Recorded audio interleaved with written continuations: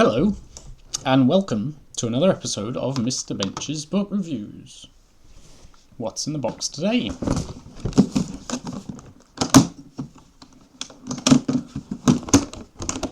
It is hardback. We love a good hardback. It's called The Ugly Five, and it is by Julia Donaldson and Axel Scheffler. I've reviewed a couple of theirs on the channel before, so do check them out if you like. And otherwise, we will just get to it. I'm not sure if... The Ugly Five is a bit of a weird title. I don't know if it's translated from something ancient. There may be a little note here, let's see. No, it doesn't seem to say if it's from a different, mythological tradition. There's a German thing called, what would roughly translate as the Terrible Five, that actually alliterates, because the German word for terrible starts with an F, and so does the German word for five. But Ugly Five doesn't really roll off the tongue. We'll see how Donaldson copes. I guess they're referring to these 5 animals, yeah, although there are another 5 animals there. I don't know which of those are ugly, if those are beautiful and these are ugly. I guess we shall see. Some sort of... that's probably meant to be a hyena. It's probably some sort of warthog. Looks like a vulture. Some sort of other bird. And... I'm not sure what that is. Something related to a yak. Here we go. Morning had dawned on the African plain. So we're in Africa. It's morning. The lion, maybe that's ugly number 1, lay grooming his glorious mane. Oh, so he's not ugly, he's glorious. The kudu, I don't know what a kudu is, but maybe we can figure that out by a process of elimination. The kudu looked cool, and the rhino looked fine. Okay, well maybe these aren't the ugly ones then. The bright pink flamingos looked simply divine. The zebra looked graceful. There are more than 5 of these as well, so these can't be the ugly ones. Maybe they're having a party that's about to be crashed. The zebra looked graceful. The leopard looked great. Oh, what a picture of beauty. But wait, there it is. So these are our beautiful animals, yeah. So we're 1, 2, 3, 4, 5, 6, 7 in number. There's also a giraffe in the background, but no comments on the giraffe's appearance. And there's some sort of gibbon thing in the tree as well. And an upside down bird. Oh, and even some meerkats, so there are lots actually. But they're not all picked out for their beauty. Who is this creature so ugly and weird? Ah, here he goes. Oh, that's this one. That's one of the ones from the front cover. With her spindly legs and her gingery beard. It's a bearded lady, that's nice. Fighting against gender stereotypes. Although saying that it's ugly to be a bearded lady is actually not very nice. No, I retract that statement. With her big chunky chest and her skinny behind. Not sure if a large posterior was considered a sign of beauty when this was written, but I guess it was. To say she looks plain would be really quite kind. That's a different usage of plain. Earlier plain was the place where they are, the African plain, and now plain is being used as an adjective. And everyone's peering up poor old, well, it's some sort of relative of the buffalo, I guess. Bison. Not really sure what you get on the African plains. Wildebeest, maybe. Ah, yes. Got it. It's the wildebeest! Slowly she ambled along, trampling the grasses and singing this song. That was a song. Donaldson often puts songs in. I think she was at one point a singer-songwriter before she became an author. Okay, here we go. I'm the ugly one, I'm the ugly one, I'm the ugliest animal under the sun. Not sure I got the rhythm right there. My ungainly appearance is second to none. I'm the ugly one, I'm the ugly one. Well, I don't know. I mean, again, it depends what you're, you know, what you call ugly, really. I think she looks alright.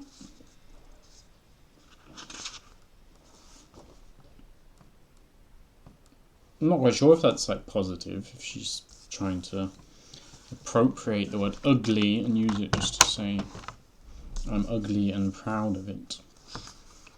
Or if this is more of a bluesy thing, moaning about being ugly. Not sure. Maybe that will become clear. Now there's something that looks very much like a hyena or a jackal or something. But here's someone... Is this still in song? I'm not sure. No, I don't think so. But here's someone uglier even than me. Who can this strange-looking specimen be? Okay, so I think that was just said by the wildebeest, and now the hyena starts talking. How do you do? I'm the spotted hyena. Who could be uglier? Who could look meaner? My mane is all spiky, my skin is all spotty. No other creature could look quite so grotty. My voice is a mixture of giggles and groans, and I like nothing better than crunching on bones. I must be the ugliest beast in the scrub. Then the wildebeest shouted. It's going to be someone even uglier, isn't there? I mean, if it's called the Ugly Five, then things are just going to get uglier and uglier and uglier and uglier. That was 4 ugliers. Then the wildebeest shouted, "Hurrah! Join the club." Well, form the club. You can't join. It can't be a club if it's just one. But they both seem in agreement that the hyena is for some reason uglier than the wildebeest. The 2 ugly animals ambled along. There was ambling before, wasn't there? Didn't someone else amble? Oh, that was the wildebeest. Well, that's just how she moves around. She ambles. Kicking the dust up and singing this song. Ah, this is similar to the earlier song, but it uses the word 2 instead of 1. Here we go. We're the ugly 2, we're the ugly 2. We wouldn't win prizes for beauty, it's true. You'll see nothing worse if you go to the zoo. We're the ugly 2, we're the ugly 2. We're the ugly 2. I got the rhythm working a bit better there, although it sounded a bit weird. So there they are. They're happy though. They're definitely smiling there. So I don't. This is. Oh, this is a fearsome-looking bird. But who is this hideous bird we can see perched on a branch of the powder puff tree? Don't know if that's a real tree or a made-up one. I'm the lappet-faced vulture. Lappet-faced is. That's probably just the species, I guess. Lappet-faced vulture. So that's okay. I'm ugly and bald. No wonder that everyone looks so appalled. Sorry. I have flaps on my face that are wrinkled and pink. My beak is gigantic, and what's more, I stink.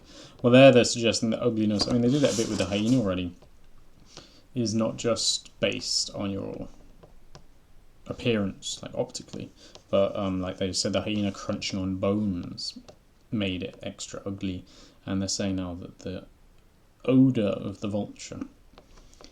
At mealtime, oh, so it has bad habits as well. At mealtimes, my habits are really quite vile. I much prefer food that's been dead for a while. I'm clearly a lot more revolting than you. So yeah, so ugliness, not just about how you look, but also your general repugnance, however that's created. Then the other 2 shouted, they're going to say join the crew, aren't they? Are they? Bravo, join the crew. They did say join the crew. And they look quite happy again. Oh look, they've given the females long eyelashes. I hadn't noticed that before. People love doing that in illustrated children's books. I'm not that big a fan. Anyway, there are some crocodiles there watching them. The 3 ugly animals ambled along. Well, this doesn't look like ambling to me. It looks like they're springing or almost galloping. Splashing through water and singing this song. I mean, I don't know. It's almost as though they were just using ambled just to mean went, even like rather than to specifically describe how they're walking. I don't really like that. You know what's coming now, don't you? We're the ugly three, we're the ugly three, the ugliest beast that you're likely to see. You wouldn't be tempted to ask us to tea. We're the ugly three, we're the ugly three. Now to get the rhythm note there, I'm going to emphasise ugly rather than the ugly three. So I may be all over the place there. But I've said it before, I always find it difficult to know what rhythm to sing these songs in. Some books have the actual notes, and that can help. Even if you can't sight read, you can kind of look at it a bit to get a sort of idea, at least if you can distinguish a minim from a quaver, like even if you're not so good on the old up and downy things, you can get the rhythm by knowing what a minim, a quaver, and a crotchet look like, or even a semibreve. But here you just have nothing to go on, which is a bit unfortunate. Here we go then. So who's going to be it's going to be animal number 4. I mean, you really know what's coming here. Telegraph it with the title here. If I just said the ugly gang, then it would be a bit easier. But who is this animal having a role in the bubbling mud of the watering hole? Well, that'll be the warthog, the Pumbaa character. Hello, I'm the warthog. Yes. A lot of people know warthogs from The Lion King with Pumbaa, who I believe is also, well, not ugly in terms of how he looks, but he sings a song where he says that people don't want to hang around with him because he stinks. Hello, I'm the warthog, as ugly as sin, with 2 pairs of tusks and a bristly chin. Bristly chin, I guess that's just a bit of beard like the wildebeest's got. And we can look, I guess we could find out by seeing if the hog has eyelashes to see if it's a female, and if that's why they think the bristly chin is not pleasant. It does have some sort of eyelashes. My tail stands on end and my body is dumpy. My head is too big and my skin is too bumpy. People are shocked by my deafening snorts and my face that is covered in horrible warts. Warts appear in Julie Donaldson and Axel Scheffler's most famous book, The Gruffalo. It has a wart on the end of its nose.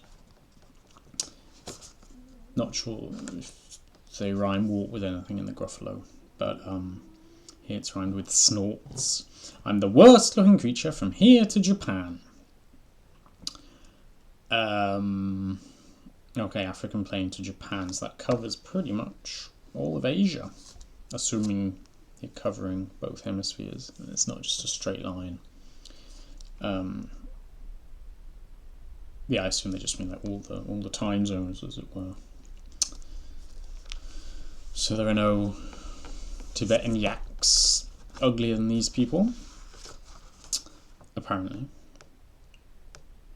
I mean, it's said it's the worst looking creature, but we all know that there's going to be one creature that is actually more ugly than it. So, not credible testimony from Warthog. Yippee, joined the clan. Okay. You could say that she's probably gone with Japan there, just to rhyme with clan. I mean, because they're in Africa, she could have gone with Oman, which is probably in Africa. Might have been better, because these animals probably don't know anything about Japan. It's a bit of an odd thing for a warthog to say, particularly if it's not domesticated, it's not been in a zoo. It's unlikely to have encountered many Japanese animals. The 4 ugly animals ambled along. They always do that. Even the bird's ambling, because it's kind of just perched on the wildebeest's back. Scaring the starlings and singing this song. We're the ugly 4, we're the ugly 4, we're grisly and gruesome. That's, oh, is that gristly? If it was grizzly, I would probably write it with a double Z, wouldn't you? Like a grizzly bear. So this might be gristly, like, I'd probably put a T in gristly, so I don't know what word that is. It's Grisly. Do let me know in the comments how to pronounce that. I'm going to say gristly. We're grisly and gruesome and hard to ignore. Take just one look and your eyes will feel sore. We're the ugly four. We're the ugly four. These are the starlings who've been scared, and that's why they're doing a murmuration of sorts. But, well, we knew it. Who is this perfectly terrible frump raiding the rubbish bins down by the dump? Let's have a dump on the African plains. Dear me. Oh, there's some sort of building, so they're quite close to a village or a town or some sort of human settlement. I'm the marabou stork. Okay, didn't recognise that one. Has on these big flabby things in front of its neck. That'll probably be mentioned. And I think you'll agree that no other bird looks as dreadful as me. Well, being the most dreadful looking bird is, I mean, birds are very much a subset of animals. So it doesn't, you might actually be much less dreadful than a, what's that, some warthog. My wings are enormous. Nothing wrong with that. I'm hunched and I'm gangly. And look at my throat pouch. I thought they'd pick that up. It's all dingly dangly. My legs, long and skinny, are covered in poo. Obviously that's not very nice. That's from walking around in the dump. That's what you get from the picture here. So you can even see some brown things on the legs. Although I don't really... Sorry, I have to pause briefly and be right back. Hi, sorry for that slight interruption. We were just talking about the legs being covered in poo. And I'll eat almost anything, even a shoe. I'm a grouchy old grump. There've been a few of those small alliterations. You remember the grisly and gruesome. They haven't all been grr ones, but I think there've been a few others. Though not always. Just where they fit. I'm a horrible slob. That's talking about slob would kind of associate with poor table manners as well. There've been at least 3 of the 5 have had that. I mean, you had the hyena eating bones and the one waiting for animals to be very dead. And although eating live, is that a criticism? Waiting for the animals to be dead before eating them on the vulture. I'll just check that because that seems a bit odd. I prefer food that's been dead for a while. Okay, I guess they're saying that it's smelly, it's gone a bit rancid. But anyway, the marabou stork is a horrible slob. Then the other 4 shouted. Any guesses? Join the... Not sure. Not sure what rhymes with slob here. We'll find out on the next page. Yoo-hoo, joined the mob. Okay. Well, they've turned into a mob. Are they going to go burning someone down? So the 5 ugly animals ambled along, as they do.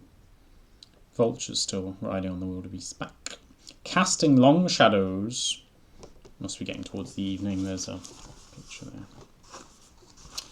And singing this song. We're the ugly 5, we're the ugly 5. Everyone flees when they see us arrive. How can such hideous creatures survive? I had the word hideous earlier. We're the ugly 5, we're the ugly 5. It was the hideous hyena, which is also alliterative, although I don't think it was used quite like that. Could just check back. No, maybe it wasn't the hideous hyena. Maybe it was someone else who was dubbed hideous. Hideous bird. Oh, it was the vulture was hideous. Oh, there you go. Where are we then? Well, now we've got our mob together, I guess something's going to happen. Maybe it turns out. Maybe they go to Japan and meet some very ugly animals there. Let's see. But stop! Just a minute. Be quiet. Who are these? Peeping from burrows and hiding in trees. Oh, there are lots of little, what seem to be primarily birds, but also some other things. There's a chameleon. You see in the picture lots of little eyes. They're all peeping. There's one eye per animal. Here. Well, who are they then? Hello, we're your babies. Oh. Oh, actually, lots of baby birds, baby hyenas and things. Yep, got it. Guess that's a baby warthog. Can't see a baby wildebeest. Oh, that must be the baby wildebeest. It's quite large already. Okay. Hello, we're your babies. You give us our food and help cheer us up when we're in a bad mood. You clean us and preen us and pick out the nits, and we want you to know that we love you to bits. We love all your spots and your warts and your bristles, your grunts and your groans. There's another grr alliteration. It's a bit of a theme. And your hoots and your whistles. We really don't think you look ugly at all. Well, they're saying look ugly rather than are ugly, which is a slight deviation from the implications of earlier. That ugliness was not only about how you look. Your beauties, your bombshells. The bells of the ball. Maybe they are all female then, if they're being called bells of the ball and bombshells. Those are, would be normally associated with ladies. You're kind and you're looking after animals. I don't know, different. I think that's different in the animal kingdom. Sometimes the male would do some young rearing and sometimes it wouldn't. So I don't really know. Eyelashes normally your best indicator. You're kind and you're cuddly, you're brave and you're strong, and that is our reason for singing this song. Now this is going to be a different take, I expect. You're the lovely five. See, ugly turned into lovely. You're the lovely five, you're sweeter than honey from bees in a hive. I have reviewed a book called Number Rhymes, which I'll link here-ish. And it has one of these knick-knack paddywhacks or something. Or da-da-da-da-da-da, five. And five is very often rhymed with hive. You're sweeter than honey from bees in a hive. And there's only kids. So maybe they're familiar with the number rhymes, so they're just lifting rhymes from the sort of literature that they're most familiar with, which would make sense. You're quite the most beautiful creatures alive. You're the lovely five, you're the lovely five. Sorry, I'm meant to be singing that, but I kind of got a bit distracted. Well, their children like them. Well, that's something. And there's the end.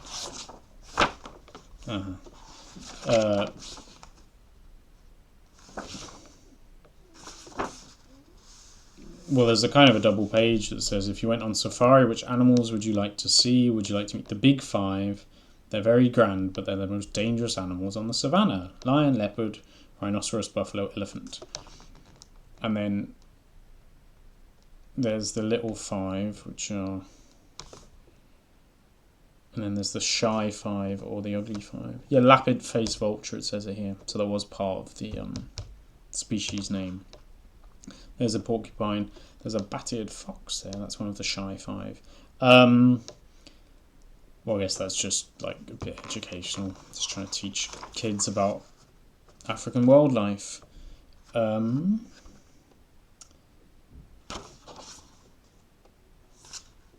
you go. I don't know about that. I mean, nothing really happened. Normally something happens. Normally there's some sort of like... I mean, almost every... Oh, that's very unusual. Normally a children's story will have a kind of setup, some sort of disaster at some point, maybe a struggle, it's a bit longer, maybe a passion of some sort of suffering. And then normally there's a moment where you think, oh no, all is lost, and then something good happens, and then things are normally happy in the end, or at least amusing, or somehow a bit different in the end, not normally desolate. Whereas here, nothing really happened. 5 people meet, celebrate their bad looks or their apparent ugliness, and then their children say, we like you. Yeah, not sure really about that. It seems a bit light on the old plot. I think Donaldson and Scheffler have done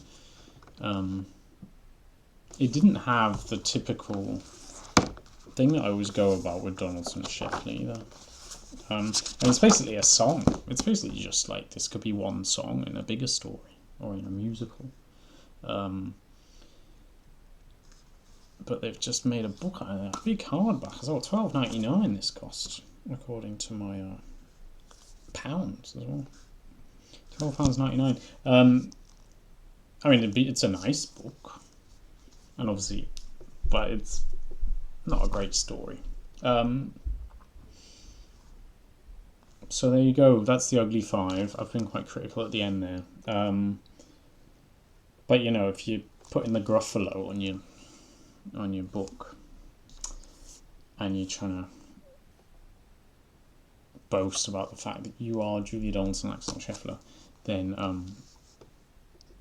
well, you can get away with just phoning it in. That's my conclusion. So yeah, I mean, they could have at least, if it is basically a song, they could have at least had what you can do, even if you don't want to interrupt the flow of the story by putting notes in, you can put like a page at the back that gives like a suggested stave for the little song. Though that can be a bit annoying because then you've been singing it the whole time, then you get to the end and you're like, oh, I was singing it wrong. But then at least next time you read it, you can adjust if you wish to. Yeah, so I don't know. Very difficult to say. I mean, I generally don't like a book just calling women ugly. Doesn't seem like a very good message for kids. Only your children will love you if you do not conform to societal expectations of both appearance and table manners. So, not my favourite. Do check out the other Donaldson and Schefflers on the channel, though. I think I have some more positive things to say about those. And otherwise, I will see you next time for another of Mr. Bench's book reviews. Bye!